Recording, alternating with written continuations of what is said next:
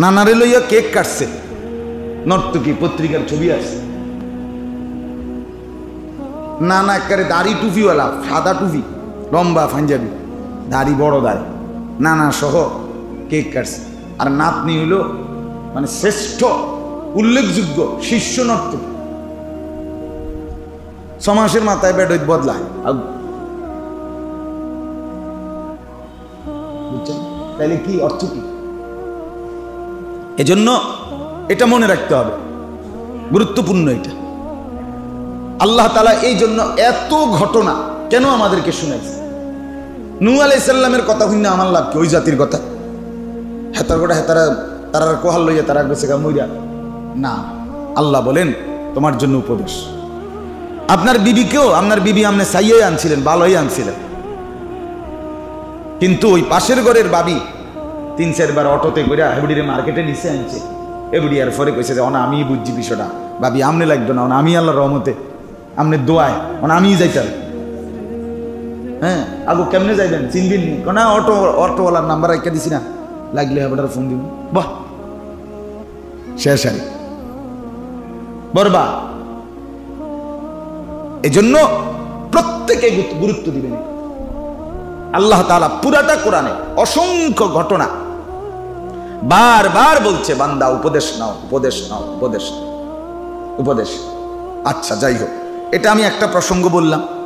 এবার যেটা মূল কথা বলতে চাই, এই পুরা কোরআনে আদম থেকে নিয়ে, কথাটা খেয়াল করেন, ঈসা নবী পর্যন্ত যত জাতির ইতিহাস, নবীদের ইতিহাস আল্লাহ তাআলা কোরআনে বলছেন, এর মধ্যে সবচেয়ে বেশি, পুরা কোরআনে সবচেয়ে বেশি বর্ণিত হয়েছে হযরত মূসা আলাইহিস সালাম এবং উনার কওমের ইতিহাস, বনি ইসরাইল।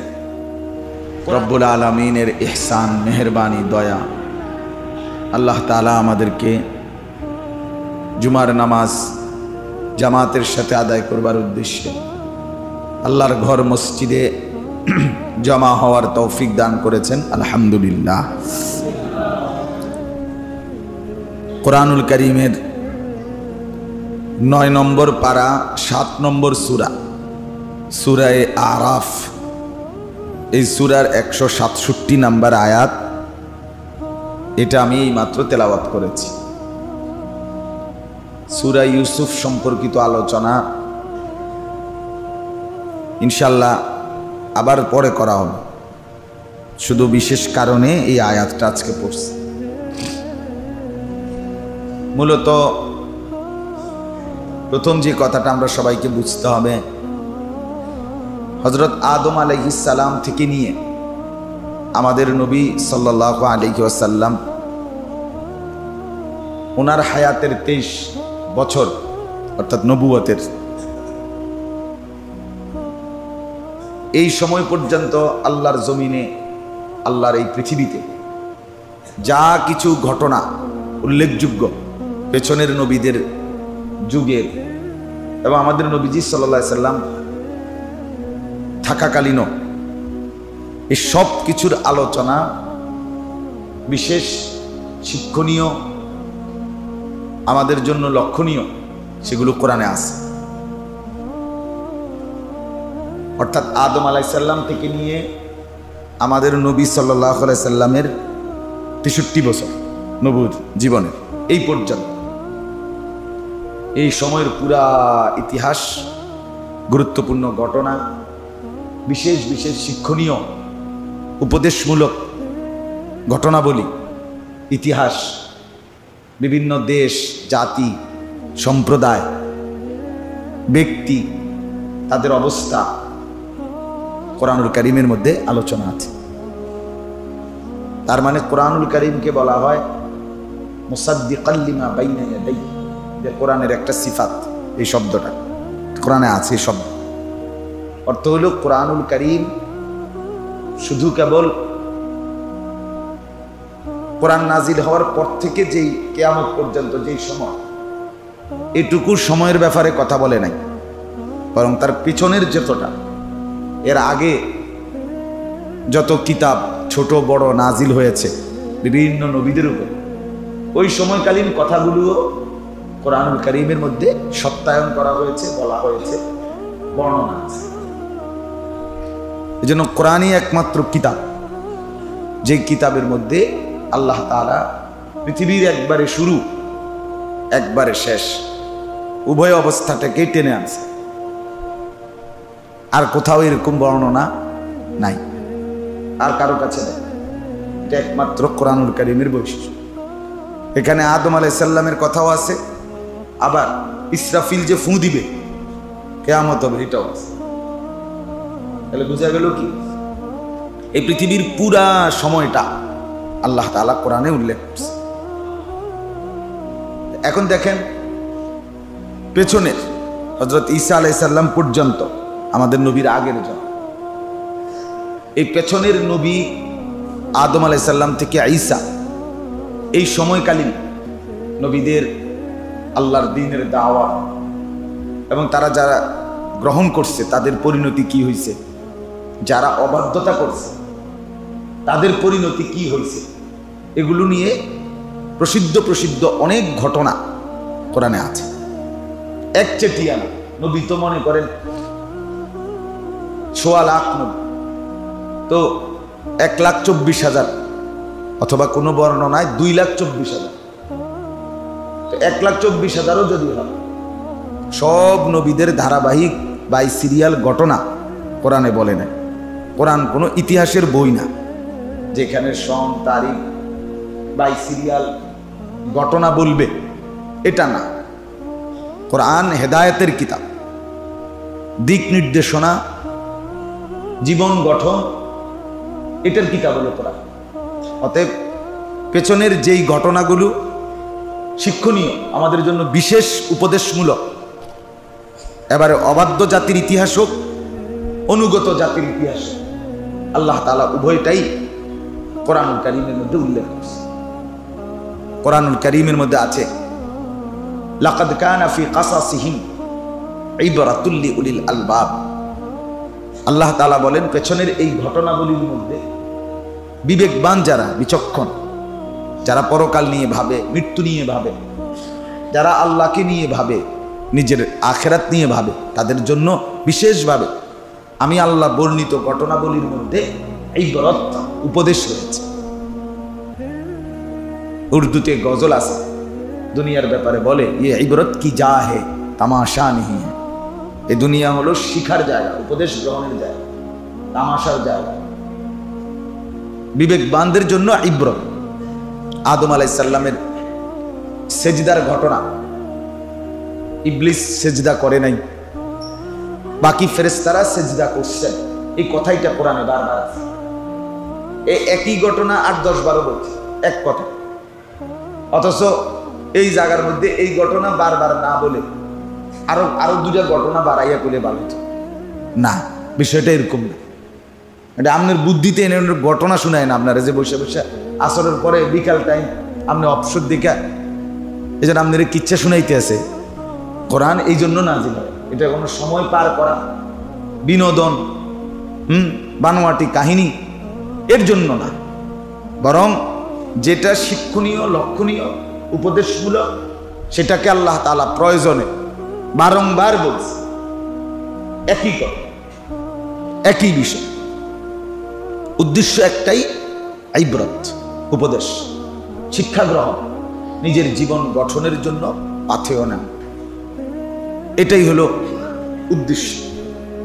কোরআনুল কারীমের আরেক জায়গায় আছে ফাকসুসিল কাসাসা লাআল্লাহুম ইয়াতাফাক্কারুন।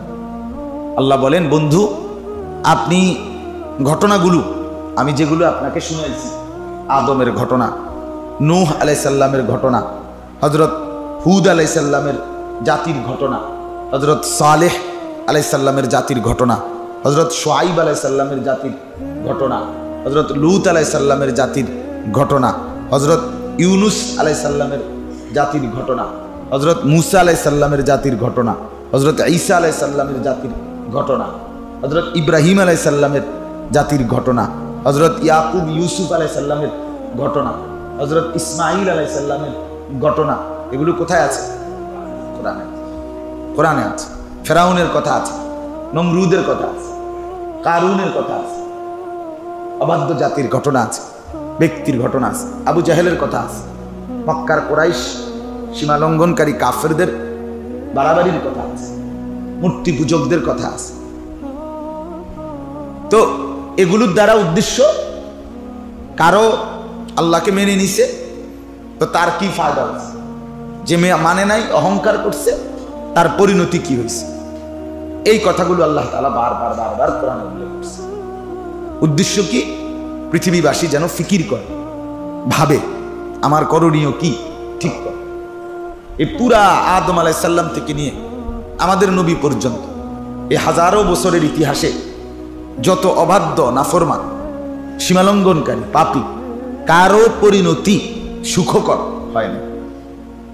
কেহই পৃথিবীতে সম্মানের সাথে বিদায় নিতে পারে না, বরং প্রত্যেকেই লাঞ্ছিত, অপমানিত, ঘৃণিত হয়েছে। এটা হলো এক কথায় একটা সবক, যে কোনো পাপী, ব্যক্তি হোক, গোষ্ঠী হোক, মানে একজন হোক আর সম্মিলিত জাতি হোক, কেহই আল্লাহর অবাধ্যতা, নাফরমানি করে একেবারে আদম থেকে ঈসা পর্যন্ত কেহই আপনার নিরাপদে মরতে পারে নাই, বরং শাস্তির মুখোমুখি হয়েছে। আল্লাহ তাআলা লাঞ্ছিত করছে।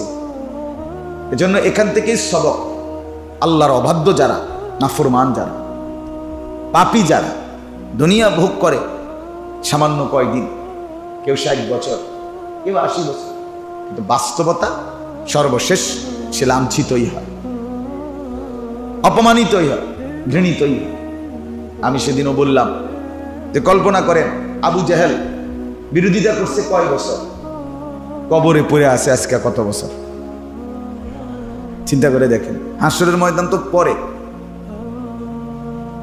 রাসূলুল্লাহ সাল্লাল্লাহু আলাইহি সাল্লাম 40 বছর বয়সে ইসলামের প্রচার শুরু করছেন।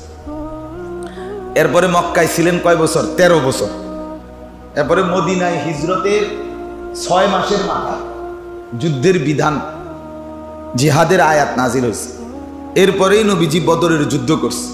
তো বদরের যুদ্ধে আবু জেহেল মৃত্যুবরণ করেছে, নিহত হয়েছে। তাহলে এখানে 13 বছর আর এখানে 6 মাস, তো কত বছর হলো? 13.5 বছর। আপনি ধরেন না 14 বছর। তাহলে রাসূলুল্লাহ সাল্লাল্লাহু আলাইহি সাল্লামের বিরুদ্ধে বাড়াবাড়ি, সীমালঙ্ঘন, জুলুম, অত্যাচার, মিথ্যা অপবাদ যাই করছে আবু জেহেল, কয় বছর? 14 বছর। কথা বুঝেন নাই? এখন কবরে আছে আজকে কত বছর? 1400 বছর। 1400 বছরে। তাহলে তুই নাফরমান, মাতবরি দেখাইলা কয়দিন, কবরে পড়ে রইলা কয়দিন। একটা উদাহরণ বললাম, একটা হিসাব করলাম। এরকম ফেরাউন কবরে পড়ে আছে আজকে কত বছর, নমরুদ কবরে পড়ে আছে আজকে কত বছর, সাদ্দাদ, কারুন কবরে পড়ে আছে আজকে কত বছর। ওই নূহ আলাইহিস সালামের জামানায় যাদেরকে তুফানের ডুবাইয়া লাইছে আল্লাহ আযাব দিয়া, হেরা আজকে পড়ে আছে কত হাজার বছর। দুনিয়ায় অহংকার করিলা কয়দিন, দুনিয়ায় মাতবরি করলা কয়দিন, দুনিয়ায় ফুর্তি করলা কয়দিন, দুনিয়া কয়দিন ভোগ করলা? 60 বছর, 70 বছর, 80 বছর, 50 বছর পড়ে থাকবা কত? আপনারাও ভাবেন, আমিও ভাবি। দুনিয়া নিয়ে যারা কামড়া কামড়ি করেন, হালাল হারাম, জায়েজ না জায়েজ কিচ্ছু বাঁচেন না, জিডা ফান, টাকা পয়সা, বৈধ অবৈধ সব কেড়ে নিচ্ছেন, ভোগ করতেছেন। ধোঁকা, প্রতারণা, অবৈধ উপার্জন, গুনাহ, নাফরমানি, অশ্লীলতা, বেহায়াপনা, গান, বাদ্য, নাচ গান, মদ, জুয়া, সুদ, ঘুষ, অশ্লীলতা, এই যাদের জিন্দেগি কয়দিন শেষ পর্যন্ত? কয়দিন? আল্লাহর নাফরমানি কয়দিন করছে? ক্ষমতা, মাতবরি কয়দিন? নাহলে 50 বছর টানা, 50 বছর জনগণের সেবক ছিল। তারপরে টানা 70 বছর নেতা ছিল আর কি। তারপরে 70 বছর কি খুব বেশি কিছু? কোরআনে আল্লাহ বলছে তোমরা 1000 বছর গুনলে যে দূর হয়, আমি আল্লাহর কাছে একদিন গুনলে দূর। তোমাদের আমাদের 1000 বছর গুনলে যে দূর হিসাব আইয়ে, এবার আমনের বংশে 1000 বছর বুঝেন না? আমনের পিছন দিয়ে 1000 বছর করতে পারবেন? কেউ বুঝাইতেন পারবেন? দাদার বাপের নাম কি হেইটাই তো কইতারে না। অসংখ্য লোক আমরা কি দাদার কি জানি না, দাদা মানে দাদার নাম কইতারে মোটামুটি অনেক, দাদার বাপ এবার নামে কি জান। এরপরে যদি জিগায় যে আপনার দাদার নাম কি, দাদার নাম লই, এইটা কষ্ট মষ্ট করে ধরে রাখছি আমরা আইসা হুজুর দাদা লইয়া ফেলে রাখছি। তাইলে পৃথিবী কেমন, দুনিয়া কেমন আসে ভাবেন তো? দুনিয়া কেমন, কতটা সংক্ষিপ্ত, কতটা সামান্য। কেন আমাদের এই অস্থিরতা, ব্যস্ততা, কেন আমাদের এই কাড়াকাড়ি, কেন আমাদের হারাম এ লিপ্ত হওয়া? সব মিলিয়ে কতদিন, একেবারেই অল্প।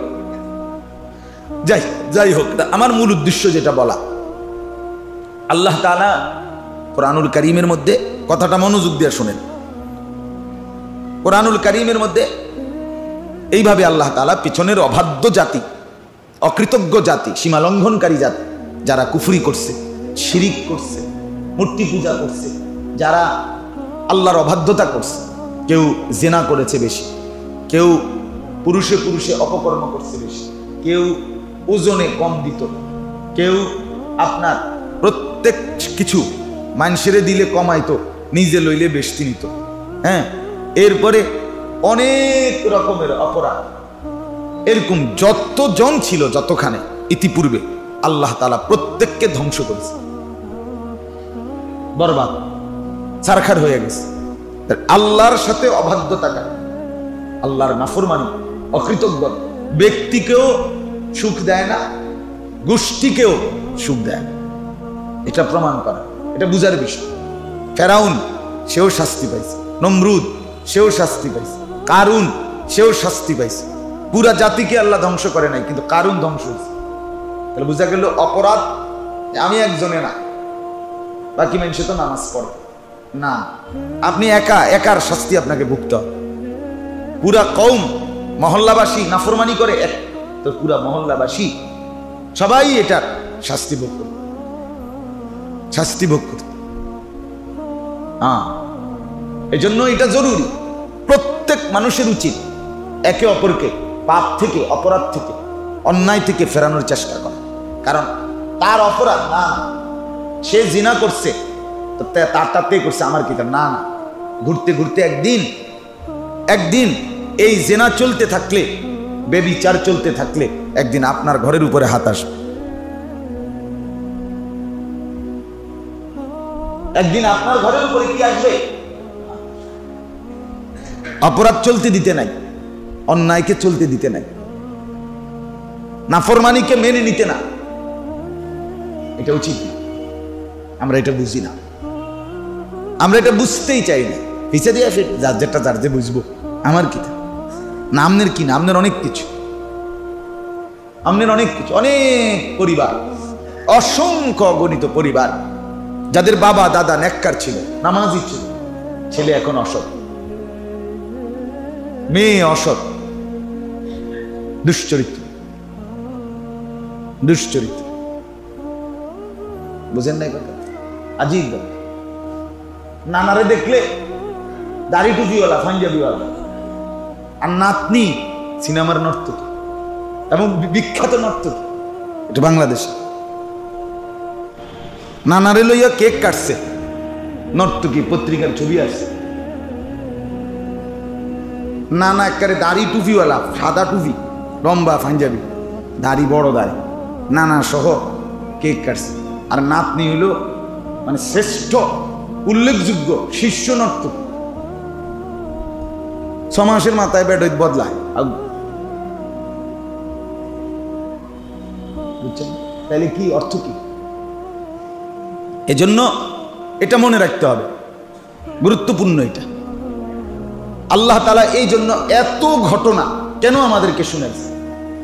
নূহ আলাইহিস সালামের কথা হইনা আমার লাভ কি? ওই জাতির কথা হেতার গোটা হেতারা তারা কোহাল লইয়া তারা গেছে গা মইরা না। আল্লাহ বলেন তোমার জন্য উপদেশ। লূত আলাইহিস সালামের কওম কত হাজার বছর আগের, তাদের কাহিনী আমাকে শুনাইয়া লাভ কি? আল্লাহ বলে তোমার জন্য উপদেশ, আমার জন্য নসিহত, আমাদের জন্য উপদেশ। এমন ঘটনার পুনরাবৃত্তি যেন না হয়, তোমার দ্বারা, তোমার ঘর দ্বারা, তোমার সমাজ দ্বারা, তোমার মহল্লা দ্বারা সেটা যেন পুনরাবৃত্তি না হয়।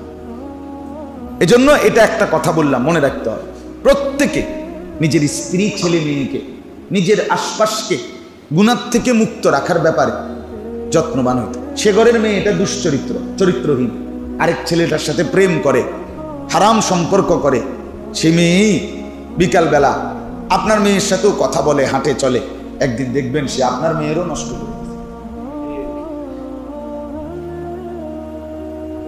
আপনার বিবিকেও, আপনার বিবি আপনি সাইয়াই আনছিলেন, ভালোই আনছিলেন, কিন্তু ওই পাশের ঘরের বাবি ৩-৪ বার অটোতে করে হেবড়িরে মার্কেটে নিচে আনছে। এবড়ি আর পরে কইছে যে আমি বুঝছি বিষয়টা, ভাবি আমনে লাগবে না, আমি আল্লাহর রহমতে আমনে দোয়ায় আমিই যাইতাম। হ্যাঁ, আগো কেমনে যাইবেন চিনবিন নি? না, অটোওয়ালার নাম্বার একটা দিছি না, লাগলে এবার ফোন দিব। বাহ, শেষ আরে বরবা। এজন্য প্রত্যেকে গুরুত্ব দিবেন। আল্লাহ তাআলা পুরাটা কোরআনে অসংখ্য ঘটনা বারবার বলছে, বান্দা উপদেশ নাও, উপদেশ নাও, উপদেশ নাও, উপদেশ। আচ্ছা, যাই হোক, এটা আমি একটা প্রসঙ্গ বললাম। এবার যেটা মূল কথা বলতে চাই, এই পুরা কোরআনে আদম থেকে নিয়ে কথাটা খেয়াল করেন, ঈসা নবী পর্যন্ত যত জাতির ইতিহাস, নবীদের ইতিহাস আল্লাহ তাআলা কোরআনে বলছেন, এর মধ্যে সবচেয়ে বেশি, পুরা কোরআনে সবচেয়ে বেশি বর্ণিত হয়েছে হযরত মূসা আলাইহিস সালাম এবং উনার কওমের ইতিহাস, বনি ইসরাইল।